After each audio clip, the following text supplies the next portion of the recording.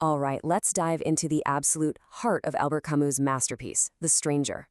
We're talking about the trial of Meursault, a man who finds himself condemned not just for a crime, but for who he is, for simply refusing to play along with the roles society expects from him. And this really gets to the core of it, right?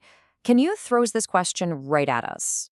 Do we judge people for what they do, or for whether they act the way we think they should?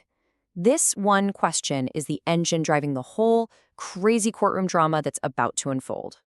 Boom. Just like that, the prosecutor drops the bomb. And listen to that accusation carefully. He doesn't say, "I accuse this man of murder." Nope, he goes for something else entirely. The first and most important crime, in his eyes, is a crime of feeling, or, well, not feeling. This one sentence sets the stage for the whole absurd spectacle. So it becomes pretty obvious what the prosecution's game plan is. The actual facts of the shooting are kinda messy, so they don't focus on that. Instead, they launch this all-out character assassination. Their goal? To paint Meursault as this moral monster, a total void that needs to be removed from society. I mean, just look at this. It's wild. On the right, you have the actual crime he's charged with. He shot a man.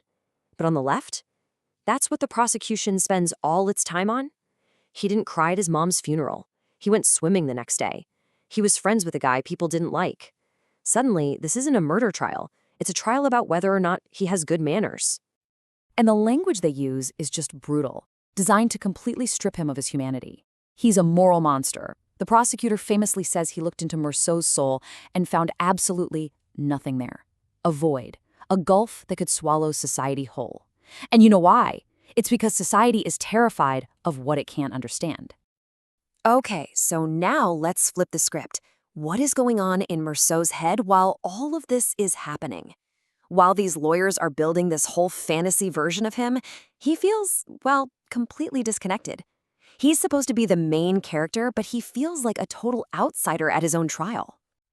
You can almost hear him thinking this. He's sitting there listening to them talk on and on about him, about his soul, about his life, and none of it feels real. It's like they're talking about some other guy. He's wondering, are they really talking about me? This quote just says it all, doesn't it? His entire future is on the line, and it's being debated and decided by people who aren't even interested in his side of the story. He's not a person in that courtroom. He's just a case file, an object to be dealt with by the system. And then it gets even stranger. At one point, his own lawyer, the guy who's supposed to be his voice, starts telling Meursault's story in the first person. He's saying, "I felt this, and I did that." Meursault is literally being erased and replaced, right there in front of everyone. He's become a ghost at his own trial. Okay, so here we go. It all builds to this one moment. Meursault finally gets a chance to speak for himself. The judge asks him why. Why did you do it? And his answer, his one single attempt to be completely honest, is the thing that seals his fate. It was because of the sun. Can you just imagine the silence in that courtroom? To them, it sounds insane. It's the kind of thing an unfeeling monster would say because he can't even be bothered to make up a good lie. But for Meursault, it's the God's honest truth. The blinding heat, the sun flashing off the knife. It was a physical feeling, an overload. He gave the court a physical truth when all they wanted was an emotional one. Now, to really get this, we have to talk about absurdism. It's the philosophy at the heart of the book. The idea is basically this. We humans are wired to look for meaning and reason in everything. But the universe, it doesn't offer any. It's just silent. And that clash, that friction between our need for answers and the universe's complete silence, that's the absurd. Meursault's trial is absurdism on full display. So the verdict comes down, death. And the irony is just crushing. He's going to be executed in the name of the French people, the very same people who just condemned him for being an outsider, for being someone they refuse to understand. It's their final attempt to force some kind of meaning onto his life. But hang on, the story is not over. Not even close. The real peak of this whole thing doesn't happen in the courtroom.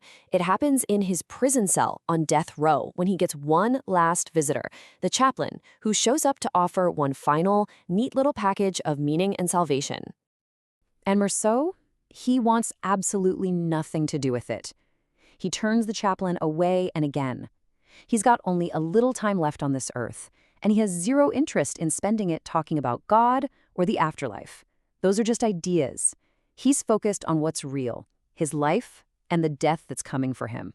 The chaplain just can't process this. He keeps pushing. You mean you have no hope? You're really okay with just ending? And Meursault's answer is so simple, but it hits like a lightning bolt. Yes. That single word is a total rejection of everything the chaplain is trying to sell him. It's more shocking than any angry outburst could ever be. And finally, all that pressure makes Meursault snap. He just explodes. He grabs the chaplain and screams at him that all of his certainties, all his talk about God and heaven, none of it is worth as much as one single real physical thing, like a strand of a woman's hair. He's choosing the world he can touch and feel over a world of promises. And in that moment of pure, raw fury, something clicks into place for Meursault. He finally finds a certainty he can believe in. And it's not hope and it's not God. It's himself. He is sure of the life he has lived, and he is sure of the death that is coming. And for him, that is absolutely enough. Now, after that storm of rage, something amazing happens. It all just washes away. And what's left behind is this deep, quiet calm. This is it. This is his final and most important breakthrough.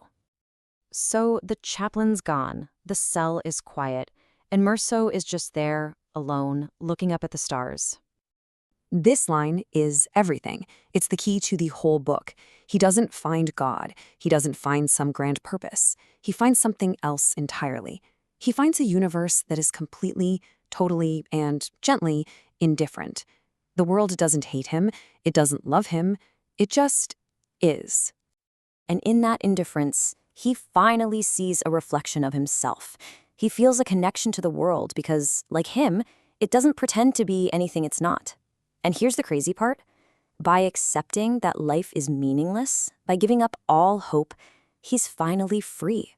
Free enough to realize he's been happy all along. So, what's left to do? When you've accepted your life, you've accepted your death, and you've made peace with a silent universe, what could you possibly want? Well, Meursault's final wish is one of the most shocking and unforgettable endings ever written. He wishes for a crowd at his execution to greet him with cries of hate.